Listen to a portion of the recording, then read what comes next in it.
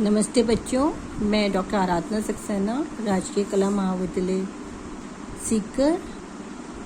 मेरा विषय है समाजशास्त्र और फर्स्ट ईयर के बच्चों को मैं आज पढ़ाने जा रही हूँ स्टेटस एंड रोल, परिस्थिति और भूमिका। तो हम स्टार्ट करते हैं आज समाजशास्त्र के प्रथम पेपर का टॉपिक परिस्थिति और भूमिका।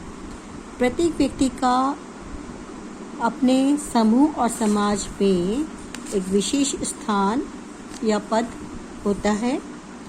कोई उच्च पद पर आसीन होता है तो कोई निम्न पद पर आसीन होता है।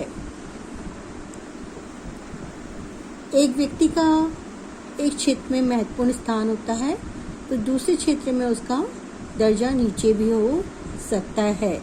जैसे एक व्यक्ति घर में मुखिया है या उसको हम उस घर का बुजुर्ग के रूप में देखते हैं, उसी प्रकार से उसको आदर करते हैं।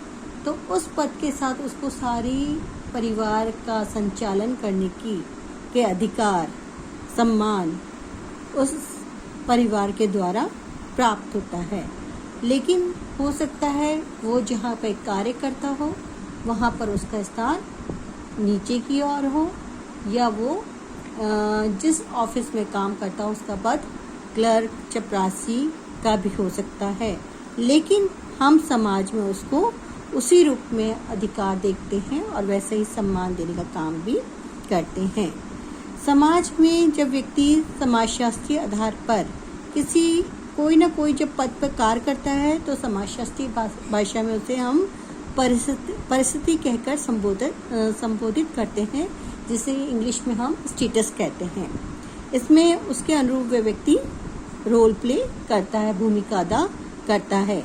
प्रत्येक व्यक्ति का समाज की संरचना उस व्यक्ति की परिस्थिति और भूमिका को व्यवस्थित करती है, और उस व्यवस्था को वो जो संचालन करता है वो समाज की परिस्थितियों का ही एक जाल कहलाता है।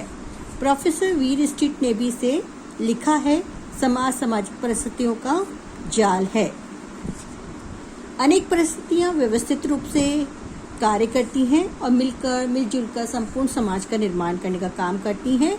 प्रत्येक सामाजिक परिस्थिति और भूमिका का संबंध एक आदर्श मूल्य, पद, मापदंडों से भी होता है, और ये परिस्थितियों की धारणा के आधार पर व्यक्ति उनके अनुसार व्यवहार समाज में करता है। जैसे एक व्यक्ति है, वो पिता भी है, पति भी है, भाई भी है, दोस्त भी है, खिलाड़ी भी हो सकता है, डॉक्टर, अभिनेता, नेता या दुकानदार, कोई भी रूप में कार्य भी कर सकता है।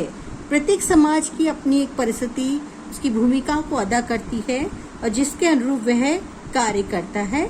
भूमिका का संचालन भी समाज में ही होता है। परिस्थिति के अनुसार व्यक्ति अपनी अपनी भूमिका समाज में अदा करता है। लेकिन जब इसमें तालमेल होता है तो समाज संतुलित रूप में हमको दिखाई देता है।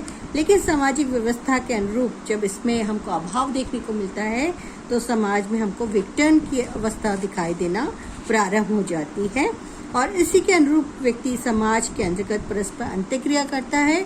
और प्रत्येक समाज, चाहे वो आदिवासी समाज हो, सभ्य समाज हो, ग्रामीण समाज हो, नगरीय समाज हो, महानगर हो, कहीं पर भी जहाँ दो या दो से अधिक व्यक्तियों का समूह का जाल दिखाई देता है, वहाँ पे हमको परिस्थितियों और भूमिका का संतुलन, संचालन और व्यवस्था हमको दिखाई देती है।